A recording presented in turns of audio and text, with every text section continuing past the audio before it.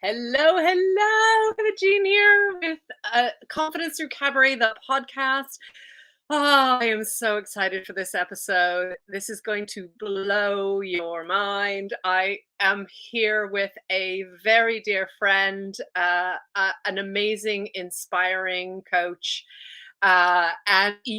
We have had the conversation with my guest before, but this is part two. This is, I want to say the arrival, but I don't know. Do we ever really arrive? So my guest today is Geneva Livingstone, is a compressed grief survivor, which means that her family suffered losses of 3 lives in less than 2 years. So one of those losses was her one and only son. And we will talk about that and going through what that means and what grief is about in this episode. And with Geneva, after taking her time to heal her own grief, she's now made it a mission to compassionately mentor those who are in the transition of their life that they once knew and that they are now is their new reality. They're forced to live. And as Geneva says, grief is hard, especially because grief is not linear.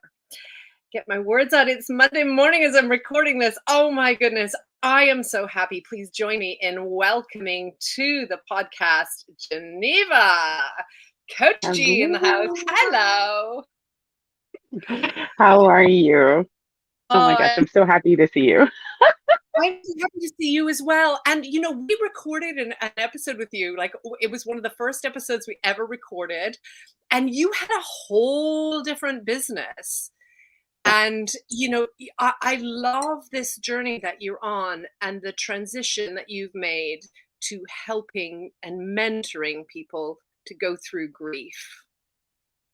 So beautiful. Whew, I know. It's a heavy subject, but we're going to talk about what this transition means. So, Okay. what is grief, Geneva? It is the definition I use is a very broad one, but I think it's so necessary that grief is the loss of anything you deem important because people have a tendency only to look at grief in response to the loss of their persons, their loved one, their pet, death, bereavement. But it is so, so much more than that. So much more than that. It is. And, sometimes, the loss of a loved one is what is the catalyst for grief.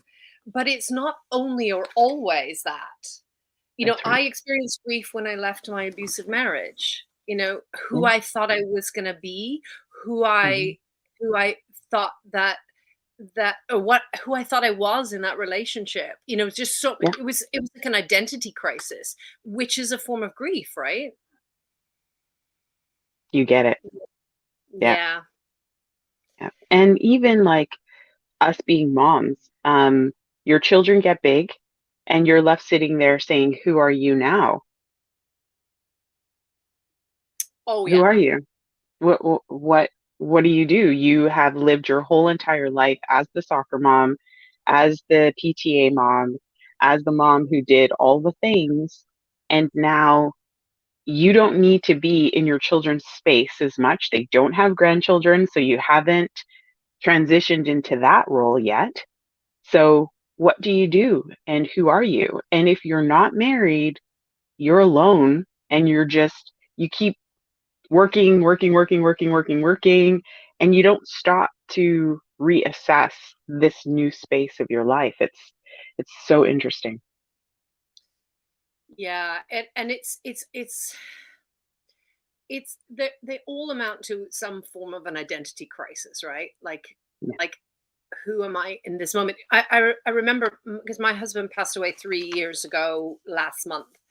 And it Mm. was, it was a surprise, although he had Alzheimer's, so it was only going to go one way.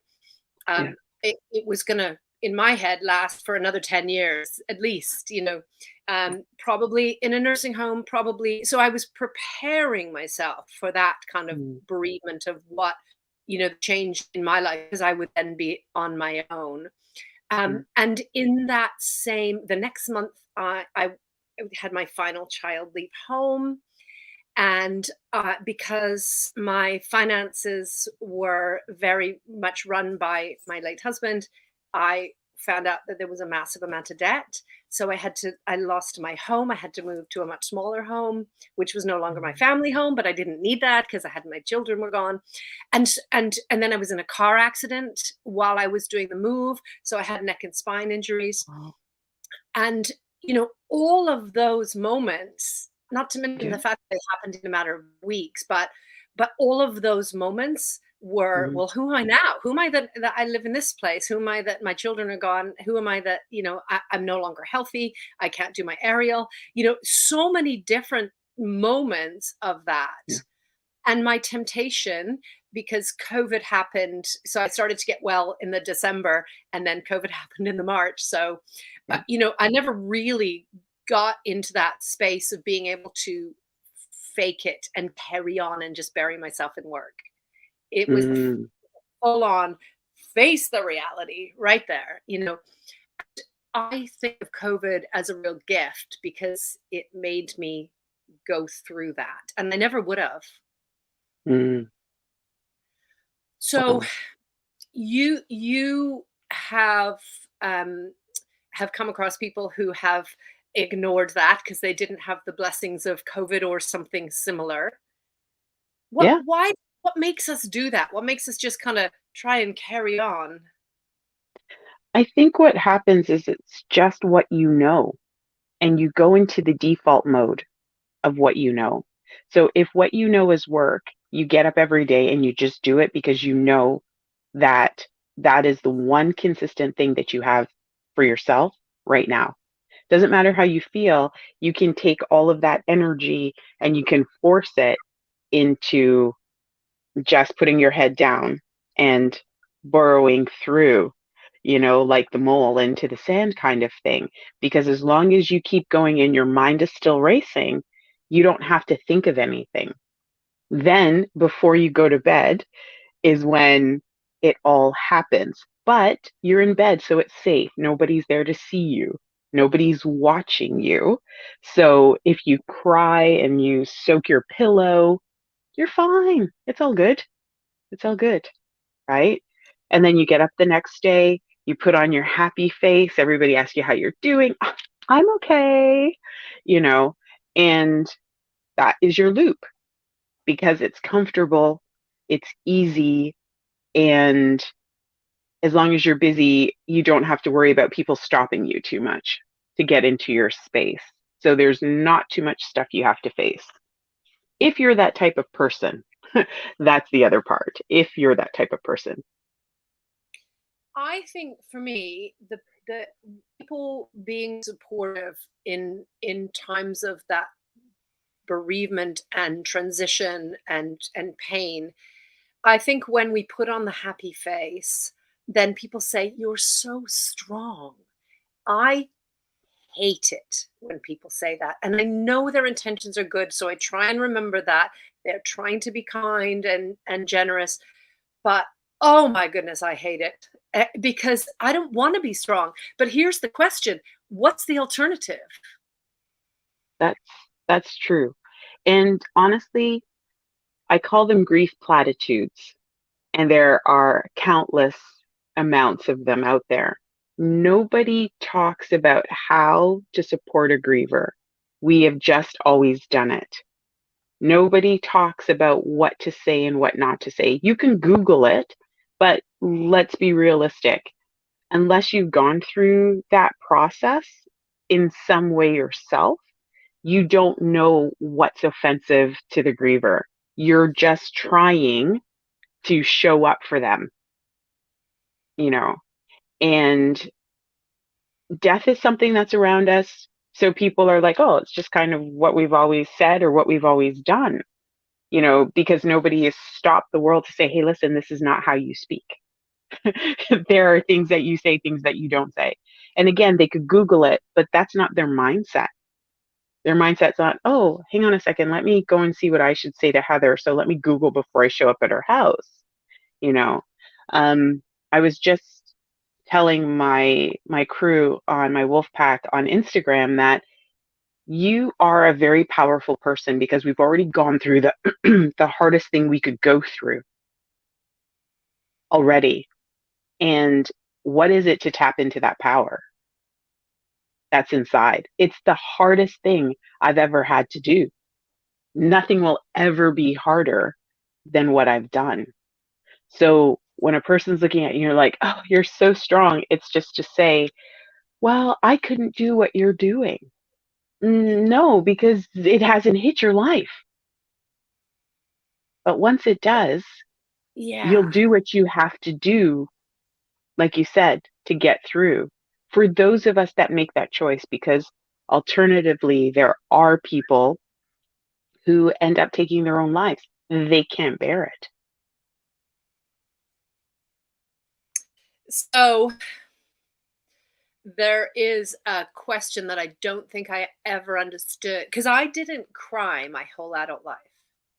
Okay. Happy face, happy face, happy face, toxic positivity all the Yeah. way. I was very happy. I loved having my children. I've had my business for 26 years, so I've always had my business that my children can remember. And I loved traveling the world. I loved the work I did. I loved Yeah. being able to be free to, be there when my kids had concerts and everything else. Um, and that question about, um, would you die for your children? I think most parents, if not all, would say, yeah, you know, I would, Absolutely. I would trade my own life for theirs. But the Yeah. question that I came upon when my husband passed away was, but would I live for them? Mm. Good question. And you know what's very funny? A lot of people do say that. They say, oh, I get out of bed because I have to take care of my children. They have not woken up to the actual aspect of living. They're functioning, they're existing, they're in the other, because everybody loves labels, they're in the grief fog, you know, but are they living for their children? Not always. And then some, they've lost their only child. So their whole identity is now gone because that child was their best friend. They cared for their child, especially if it was along the anticipatory grief process where their child was sick and they knew and they had the expectation that something was going to happen. So they bottom out. They're just like, I don't know what to do. Every day is a loop. It's 5 years. I don't care. I'm just waiting until I go so I can be reunited. Because what do they have to live for is the question. And I can't answer that for them. No, it's a really big question. And I think, you know, knowing your purpose, which is why I love your new business, knowing your purpose is essential. Knowing that it matters that you're here and Yeah. knowing that these things happen for a reason or believing that those things happen for a reason, because sometimes it is a leap of faith. Yeah. Where does And hope that's come hard. into your work? Yeah, it is Sorry? hard. Where does hope come into your work? Um, what's really funny is I've never talked about hope yet. I haven't even touched it. I think I'm more into really the thick of the transition to get people to see what is happening to them right now. And honestly, this is so funny because, like I said, you've known me from, I think we met each other maybe May. So my son passed in January. So you were in that first 6 months of my life transition. where I was like back at Susie, though I worked the entire time because I was in a grocery store, which was a necessity play. So I didn't stop. Everybody shut down at COVID. Geneva kept going. I was that person that looped. I had to keep my mind busy. Um, so what was I going to say? Yes. So one of the things that I found is out here, a lot of coaches, we are talking about like moving through, getting into the parts of hope, but there is a whole big space where we're not talking about mindset. And of course, I don't come up and say, hey guys, let's work on your mindset. But I do talk about grief from the perspective of it highlights all of the things that you've been hiding. It really puts a spotlight on those issues. So, how are you thinking versus what's running your emotions? Because when grief is not linear, your emotions can be up, your emotions can be down. But why is that? Because I didn't have those experiences with my grief.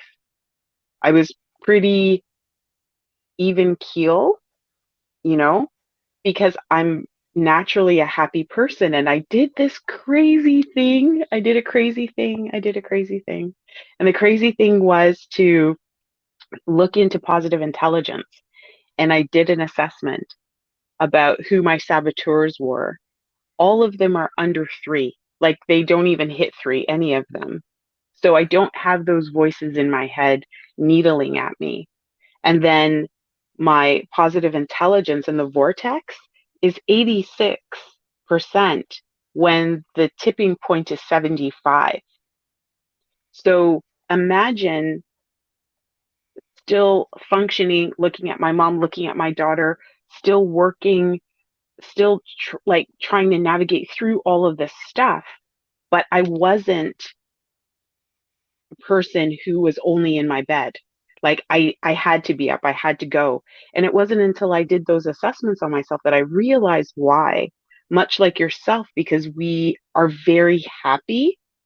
And because we're really happy, that energy is the thing that was able to take us through. And that was like, whoa, what just happened? So I haven't even talked about hope because I'm still here. I want people to understand why they feel like the perpetual sadness of the grief abyss is thrown at their feet. And it's how do you think what saboteurs are messing with you in the hardest part of your life? Wow. Okay. So You're like, oh, I didn't expect that. so I guess for me, um, and I'm happy to be wrong about it, Go but ahead. hope is still there in your Oh, for thinking. sure. For sure. But like I was saying, it's not something I stopped to bear witness to, Yeah. Yeah. right? Where a lot of other grief coaches, they actually lock into hope right away. That's just not something I've done at this moment because I really want people to understand their thought process in where they're at and how to navigate these small steps and not to take them all the way to the end. Mhm. So there's hope for you to get there. There's lots of people that talk about that, but I want you to be focused here. Yeah, and I think it's a really great way to lock into and understand your thoughts, because you're going to need in your future, you're going to need to know who you are, what you think, and Yes. also to recognize the feelings, right? And let them happen. I think that was the hardest thing for me, was letting the feelings happen Mhm. and not Mhm. judging them, because I felt lots of guilt, because I was a full-time carer. I felt lots of anger. I felt lot and I felt bad about feeling those things, right? So then I was like, well, what kind of person thinks those things? And I think, And that would be the same thing if you had a career and you lost your job and you didn't see the Yes. prospects. You would be still feeling like I should have done these things, and there would still be some guilt and Yeah. so on. And I think it's Yeah. it's about allowing those feelings without judging those. I work very hard daily on that. Honestly, you nailed it. That is why when I got into this positive intelligence thing that is a journey for me right now, that I won't even take a call with a person unless they've actually done their positive intelligence assessments. Because, for example, I had one fellow who on the 20th of March has been in my DMs on Instagram for a year. And his energy was very heavy. And I used to think to myself, like, what is it about this? Like, I'm a grief coach. I want to be here. Like, what is going on? Well, he did it. And his top three markers were full to 10. And then his positive energy quotient was 29, which means 71% of the time he's getting hit very hard with those saboteurs in his mind. How is this working for him with his grief? And on top of it, he's a cancer survivor. So you expect him to have like a higher positive quotient. He doesn't. He Mhm. doesn't. So this has allowed me, getting people to take these assessments have allowed me the opportunity to see, like you had just mentioned, not judging myself. Well, is the judge one of your higher markers that you and I have to talk through so that you recognize when it shows up? What is it sounding like? And how are you managing those emotions as they're coming because he's nattering at the back of your mind? And I do a lot of work about the voices in your head. So Yes. you know that I'm very aware of all the different. In fact, last week's episode was all about the different voices in your head. And I don't think I even realized quite how many until I was talking, because I did the podcast on my own. I don't think I realized. And Mm, I was like, oh, there's another voice. Oh, there's another mm, voice. And it's interesting when you are able to observe your thoughts. And I think for me, if you had talked to me about hope at the beginning, I would have gone one of two ways. I would have gone shut down, or I would have gone toxic positivity. Hope, hope, hope, hope. You know, Optimism is my thing. And I, I think where I found that ability to be able to know who I am and process and recognize thoughts without judgment was through gratitude. yeah, That's been a huge thing for me. yeah. No, that's good. But when you're getting a person that doesn't have our high, I swear I just need you to do it. Doesn't have that high positive quotient marker, that idea of gratitude is not on their radar, No. No. right? They're just like, I hate life. I hate the world right now. I don't understand why my only child is dead and I couldn't fix it. Yeah. Those are the hearts that I'm with. So when we're talking about going from pain to purpose, how we're working that through is, what is the assessments? Let's deal with the voices so that you have some freedom to be able to move into and love forward into whatever purpose you're going to choose for yourself, whatever that is. Sometimes it's being able to get up out of bed when you haven't been able to do that for the last 6 months, 8 months, or a year. If you're not handling your business, you lose your income. And Yeah. so, yeah, so I'm just, yeah, I don't even throw the word hope in there. And like I said, I know a lot of grief coaches are doing that and it's good for their work. I think that the people that they might be working with are further along in terms of wanting to do grief like they think they're towards the end of it kind of thing, like, oh, right, I'm right back to getting back to life, right? But the people that really draw me in are the ones that are in the abyss.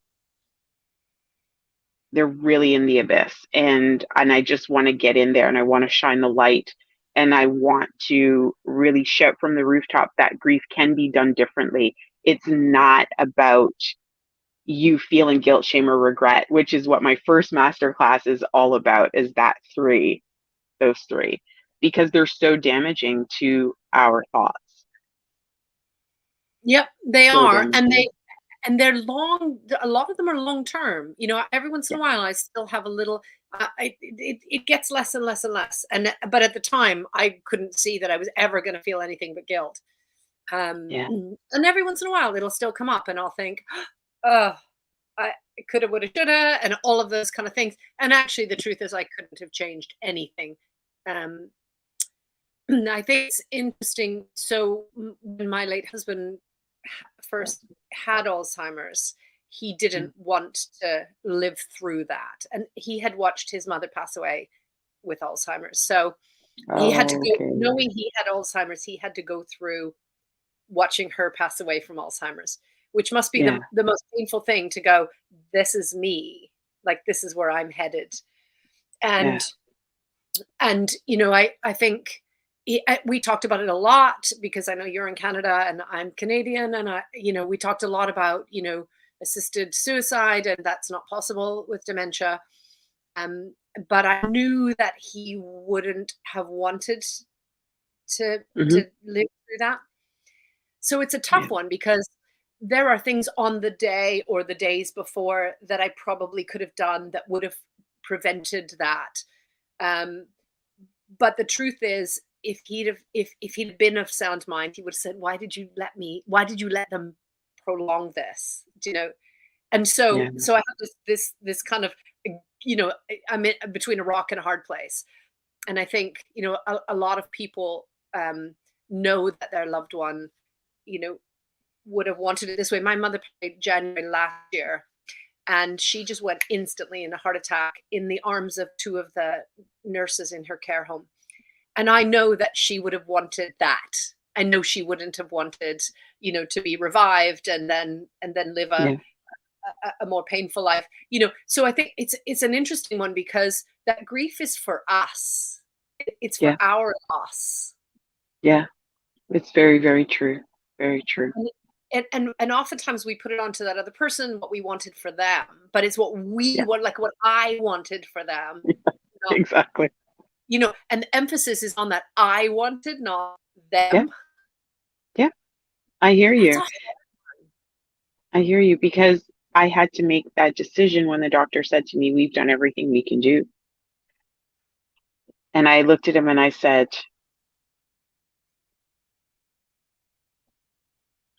if you turn off all the machines, will he still live? And the doctor said, no. So I was like, okay, I just need 48 hours. And that 48 hours was when I revealed that he's in the hospital and he's going to be gone because it was 10 days for me. I don't know if I could have bared 6 months, 8 months, a year of being back and forth at the hospital every day. I would have done it.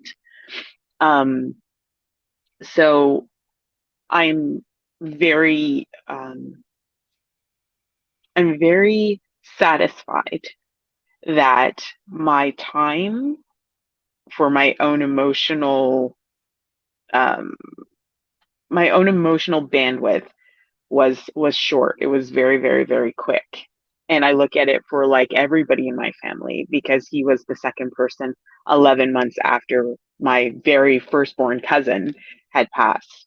And my aunt in her 70s had to say goodbye to her son, right? So here I am, family member two, going through this thing. And all of a sudden, neither one was um,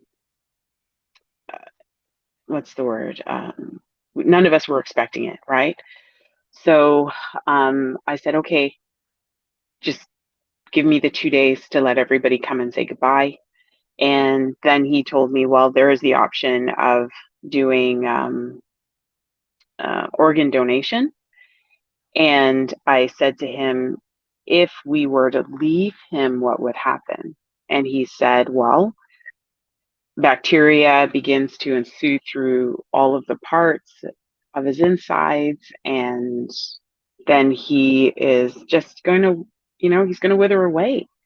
And at that moment, all I could think about was, I'm your mother. It is my job to protect you.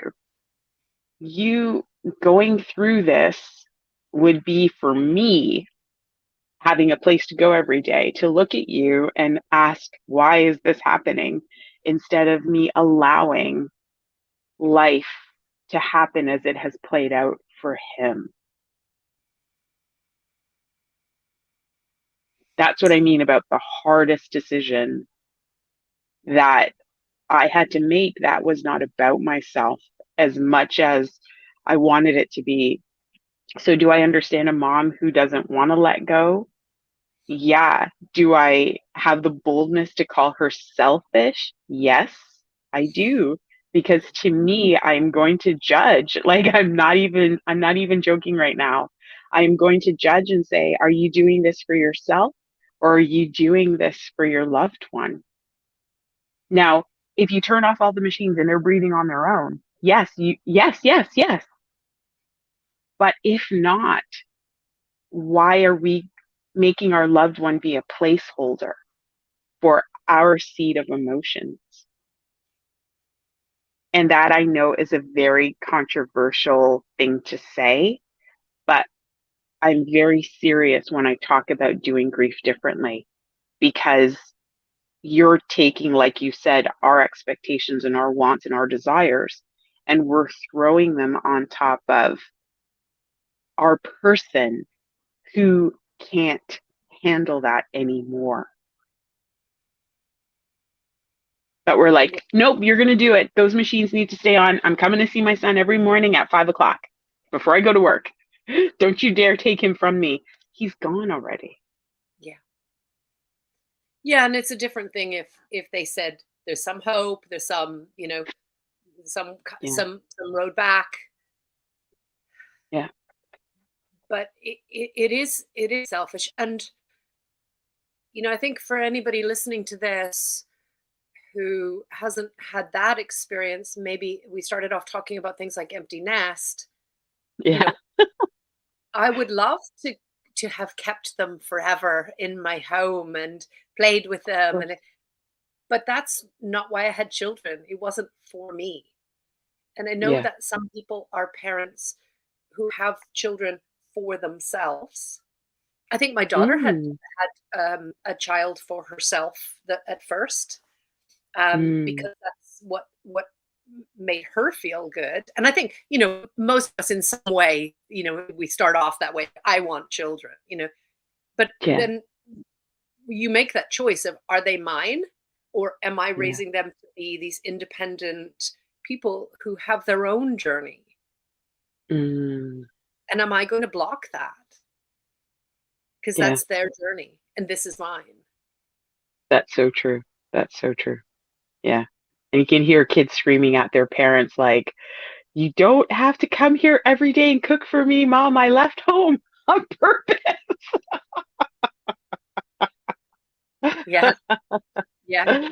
Yeah. Yeah. Oh, My wow. my son is sitting with me here. He just turned 26 on Saturday, and he's always, when he was really young, when I would find it very hard to have the patience of having four of them, Mm. uh, and the trials and tribulations of that, I I would he would say, "Well, I didn't ask to be born, which is an interesting thing. Like, you made this choice, and because you made this choice, this is what it means. So deal with it, Mummy. Now Now I'm give me what here. I asked for. Now I have my own life, Yeah. and you know, you gave me that, but now you gave me that, like it's mine." No, it's mine. Don't you know I'm your mother? Yeah, I always say, Yeah. I should get presents on their birthday because I did the thing. The hard work. Yeah.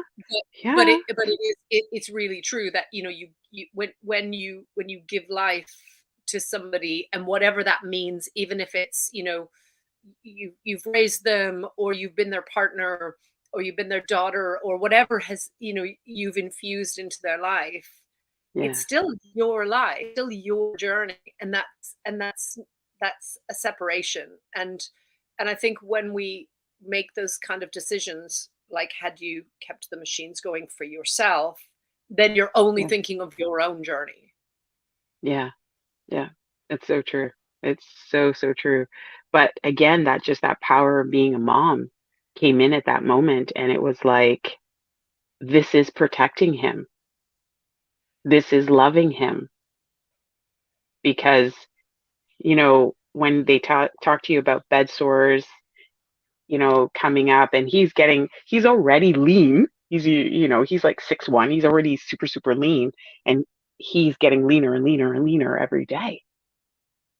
I'm just like, I'm your mama. This I can't do that to you. I can't. I can't. I already had that decision before I talked to my daughter and my mom about it, but they were like, all of us, none of us, as you were talking about how your husband felt like he did not want to be the way his mom was, none of us would have wanted that. So it was a unanimous go ahead, go ahead. But it was still at the end of the day my decision to say, this is what's going to happen. I just included them. And it's you support, know, right? And that's yeah. necessary as well, is that, and this is the problem that I encountered. I didn't ask for or accept help, even when it was Okay. offered, or even when I Mm, needed it. That's my soloist imposter voice going, ah, don't do right. it. Don't, you can do this on your own. And and I think, having a support network around you Yeah. is important. Having their input, having them kind of witness and validate your decisions is important. Hmm. It's true. It's true. And when you look back and you had that, would you have gotten to the same end having the support? Oh, absolutely. Absolutely. I mean, it wasn't Okay. possible for me anyway because my family live in Canada, Mm. and he didn't have any family um, alive anymore. So there was Oh, no, okay. So it would no, have been no friends. out there. And the support would have been from my children, and I couldn't Mm. ask them to make that decision. All I could ask them to do was accept mine, Right. because it was my 17-year-old son, he was 17 at the time, he found him, and I was Mm. away in Ireland. Um so I still, I think that's probably where my biggest guilt is that kind of like, why wasn't I there? And I know why I wasn't there, and it was Sure. actually changeable. And so I think the biggest guilt is that that was preventable, because that's now in his life forever. And it was very horrific. And that's now his journey. And that's the thing. I can support my son's journey Yeah. through that pain, but Hmm. I can't take it away. Right. Right. Yeah. And that's what I mean about, we all have our own kind of journey with that. And I have very clear boundaries, you Good. know, Good. because we have to. I have a certain amount of guilt. That's my journey. Um, I but I can support him through what he has to go through. I can't live it Yeah. for him. Yeah, that's You know? true. And that's the part, we have this phrase about holding space. And the holding space, I don't know if people really truly understand what that means, but it means widening yourself for the person to be however it is that they need to be, feel what they need to feel, And all you do is create the safe place for them to do all of that. So you're so right in holding that space for your son. And before we were talking, you were saying, I thought I was going to have 10 more years, right? So taking your business trip out was because you thought you were going to have 10 more years. If Mhm. somebody had have said to you, you know what, it will be 60 to 90 days, like, do you think you would have taken that trip? You wouldn't have. You would have No. been there. You would have been there. Yeah, absolutely. Absolutely. Yeah, I So wouldn't have. that whole concept of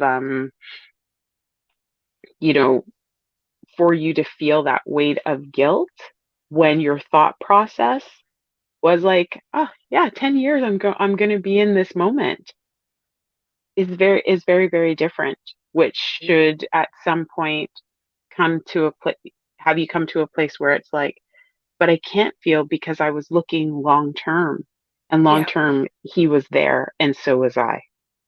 Yeah, and I know in myself that I never would have made that decision and gone and left my son to deal with it. I never would have Oh made that no, no, decision. I'm not even talking about your son. Like Yeah, and being in so that place.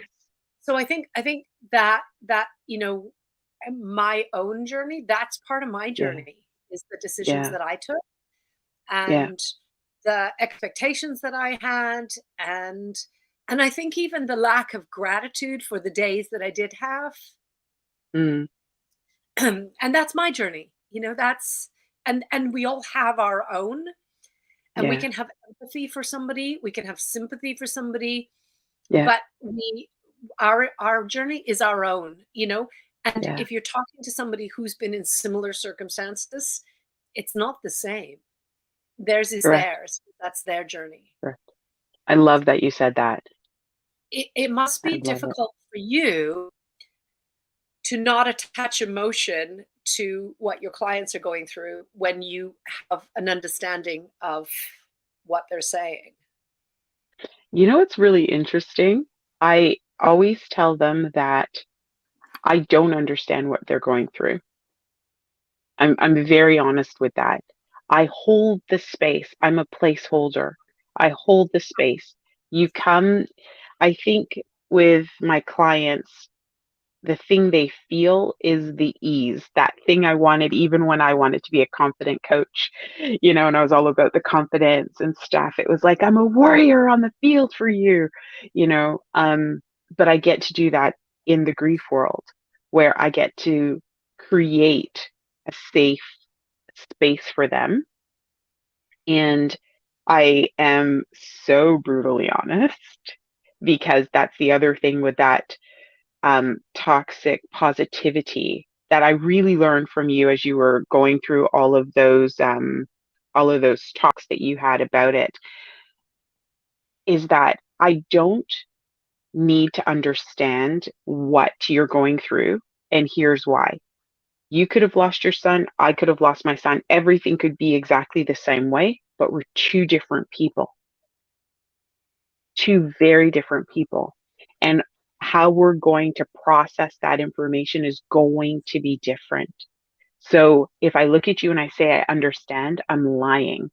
How about I create the space for you to understand and for me to be here to help you understand the process as you're processing the information.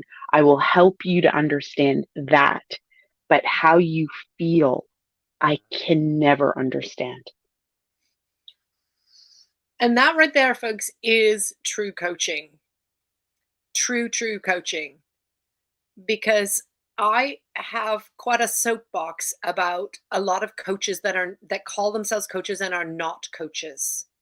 Mm, They are valid in what they do, but they are trainers, consultants, instructors, facilitators.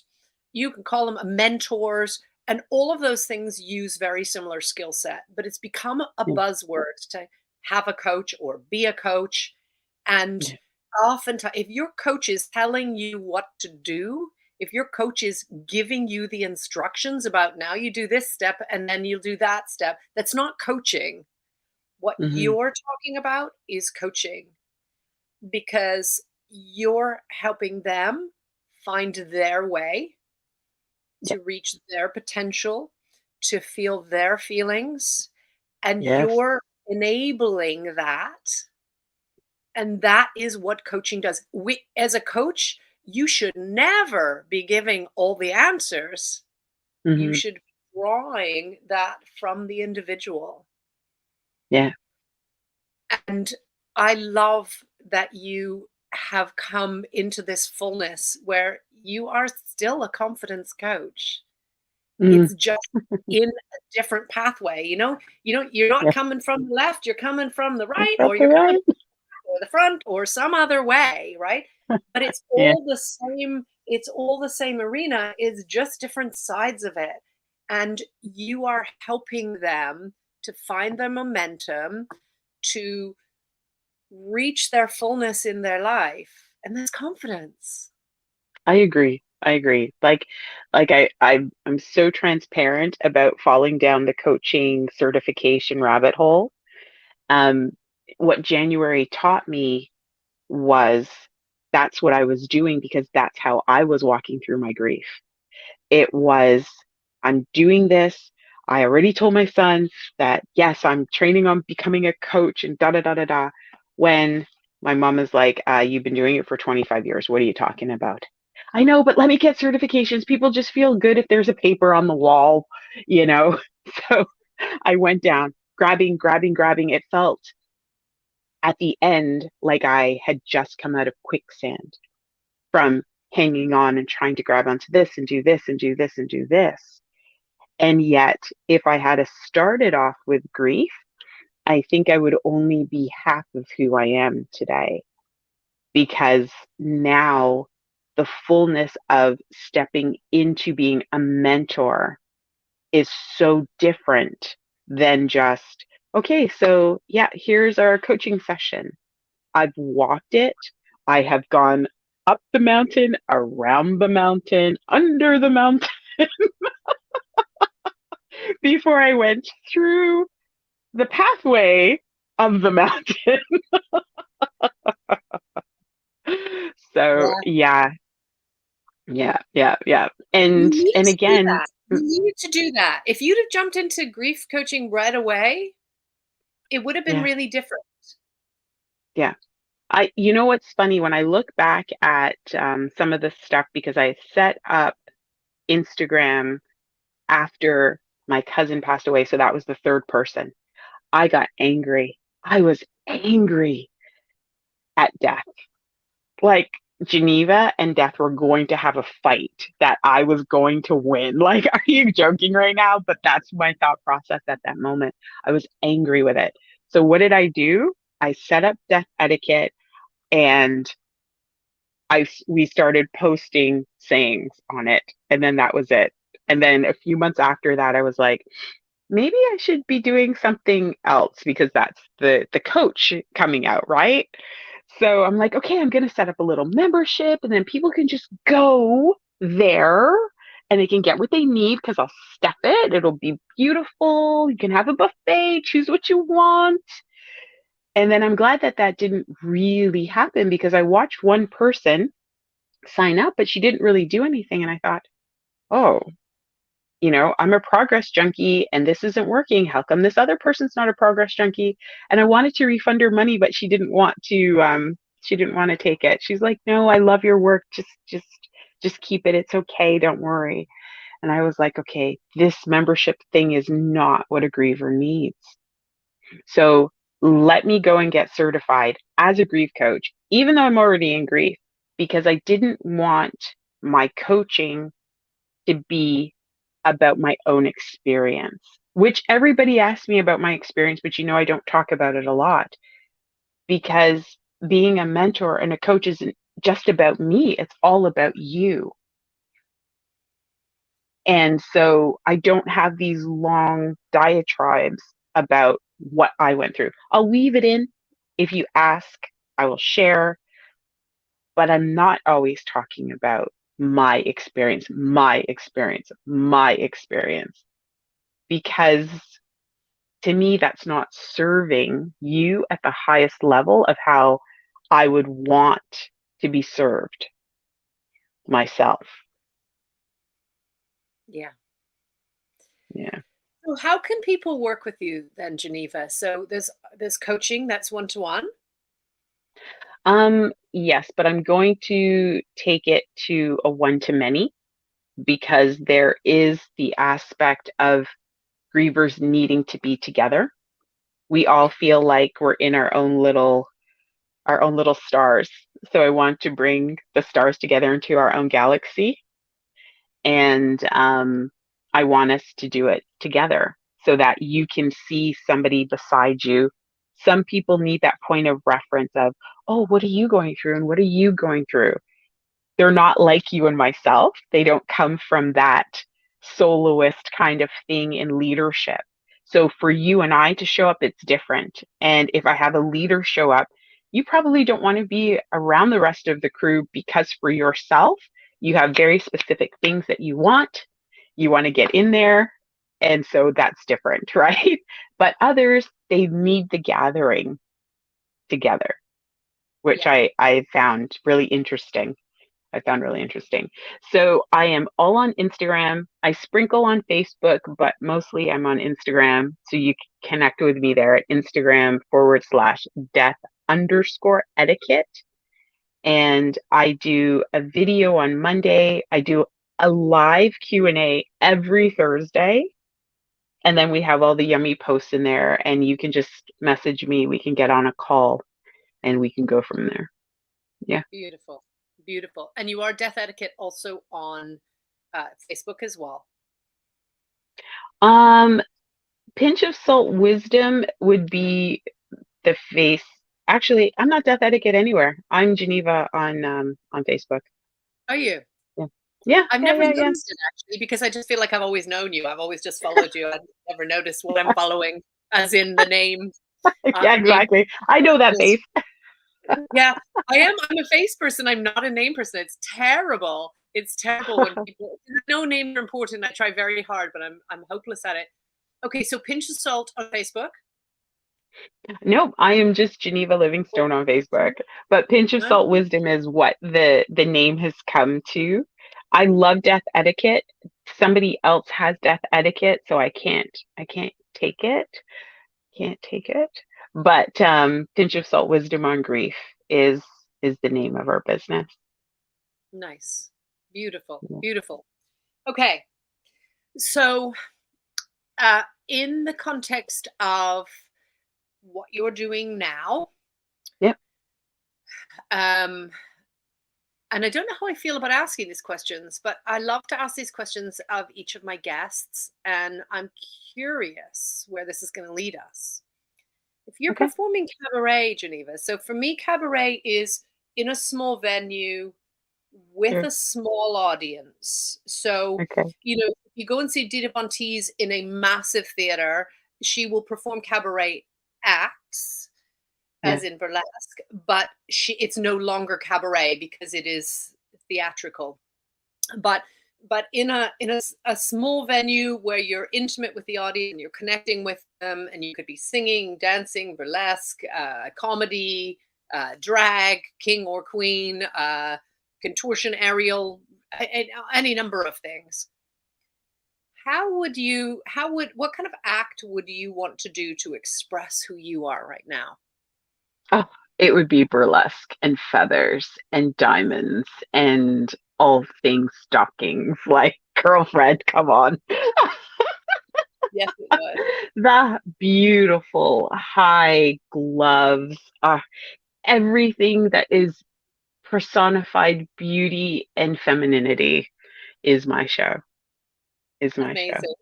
Amazing. I'm not surprised about the gloves. We've spoken about gloves before. I'm definitely not Yeah. surprised about feathers and gemstones.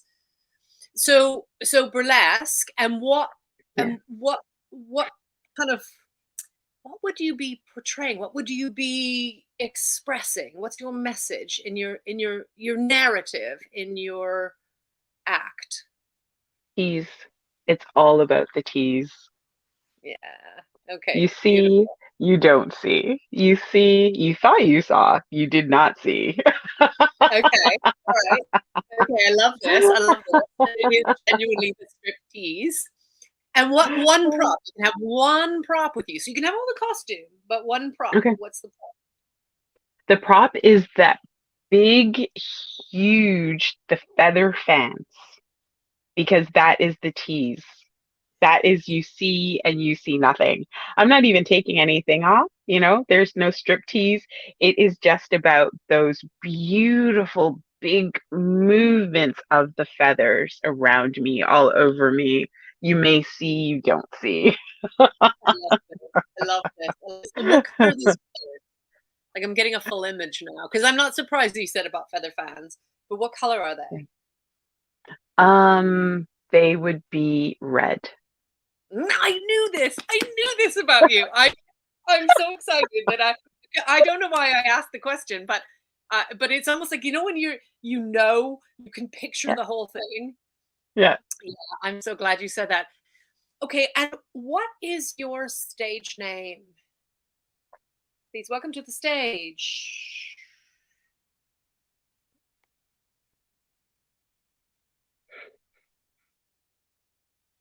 You know what? It would be my own name. Okay. It would be my own name. The description, I think, would be it. Please welcome to the stage the illustrious, the seductive, and here she comes. It's Geneva. And it's Geneva. I love Yes, yes, yes. You get to breathe my name. It's Geneva. Yeah. Oh, I love that. That's fierce. That is fierce. Ah, And I thank know you. that you get this, but I always encourage people to know their stage name. You Mm, know, whether that's a real stage name or a fantasy stage name, because that tapping into that Geneva yeah, is like, there are so many times when I use my stage name as like, oh, I can't carry this, or I can't climb this, or I can't do this. And I feel weak or tired or fed up. And then I'll go, no, no, I can carry this. I can do this. I can yeah, climb that. And it yeah, gives me so much more power because our mind and body is so related.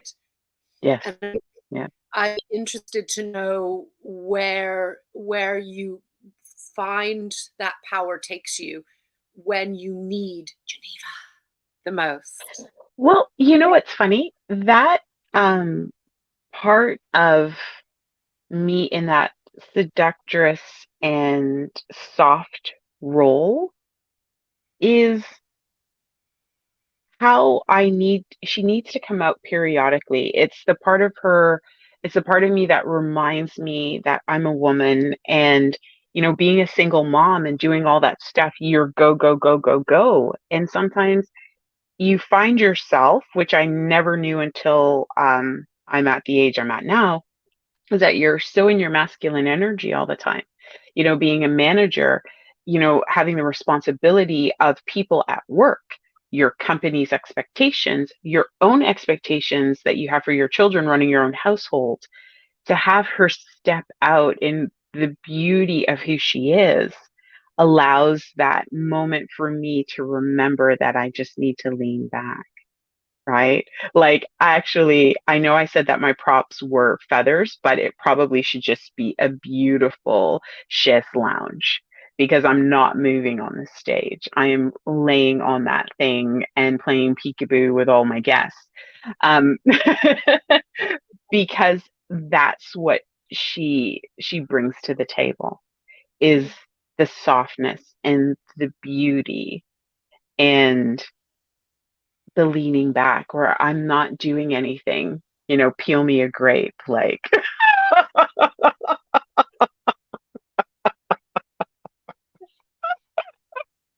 That's it. My I husband will peel me grapes. I love that. I love that. And I think what you're talking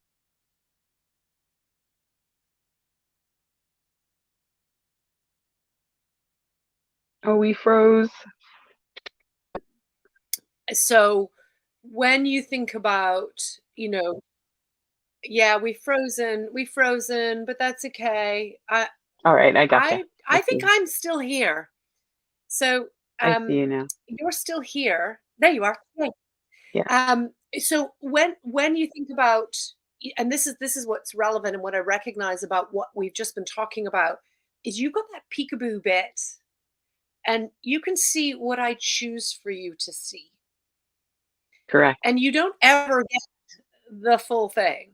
You Correct. you and interestingly in burlesque anyway, because we as women we have to have yeah, literally as women we have to have pasties and a g-string or merkin anyway. We're never allowed to be fully naked the way men or strippers are. But anyway, that's a whole other subject. Let's not go into the patriarchy. Um, but I love that what you're talking about is that kind of you see what I choose for you to see or not, Correct. you Yeah, know, and absolutely.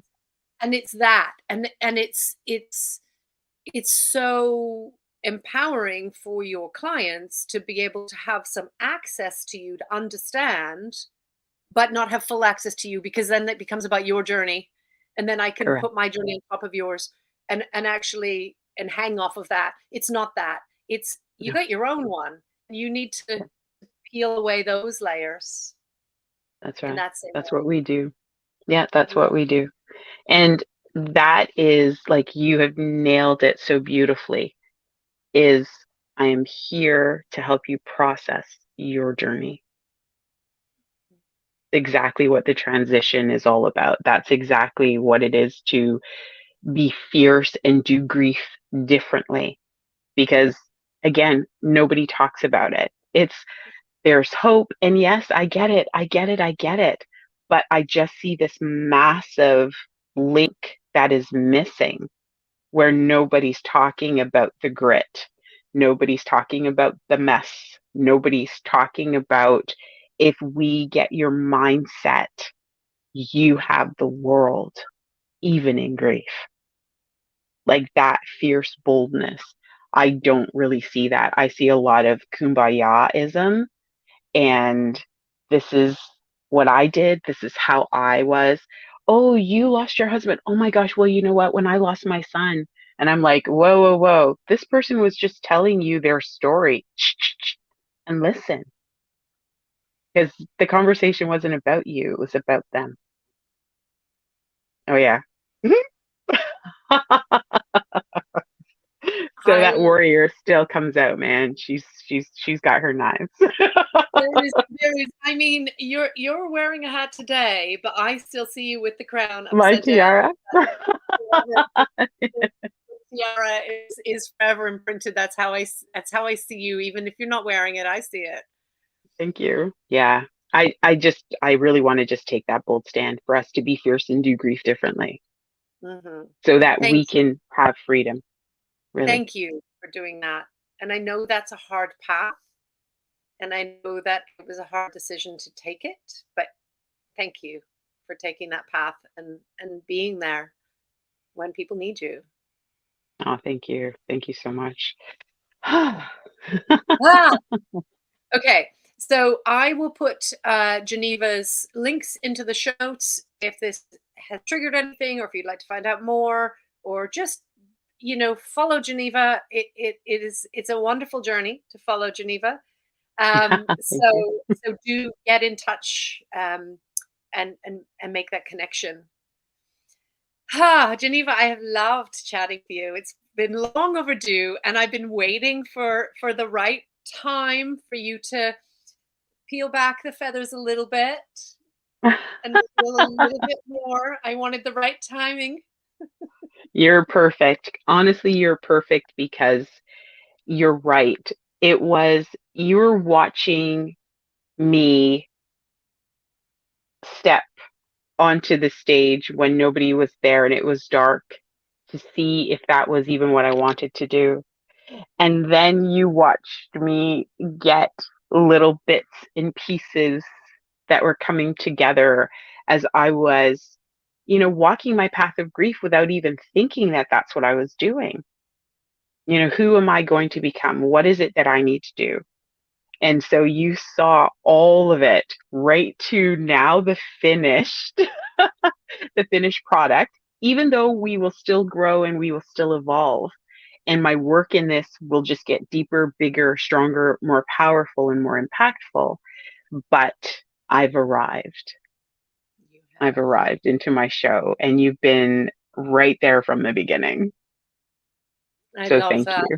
It is such a pleasure. I have loved following your journey, and I will continue to follow your journey because I'm here for it, and I love witnessing it, and I benefit from it. So thank you. Ah, you're amazing. I appreciate you so, so much. Okay, well, we would talk all day, you know that. So, Yes. but do get in touch with Geneva. If you are listening to this on podcast, you'll find the video version on Vodcast on Confidence Through Cabaret YouTube channel. Look on the Vodcast playlist. If you're on YouTube, before you leave, like and subscribe, and then you can listen to the audio version of this anywhere you get your podcast on Confidence Through Cabaret. And in both of those, the show notes and links for Geneva will be in there. Thank you so much for joining us. If you're listening or watching, thank you so much, Geneva. Coach G. Love the attitude of the Coach G. Thank you. Thank you. Thank you You're guys so so beautiful. much. It's just one last thing for me to remind you that it is your body and it is your world and it is your stage. Take that space. Oh, I love that. Thank you so much. I'll see you again. Bye Alrighty, for my now. love. Thank you. Thank you.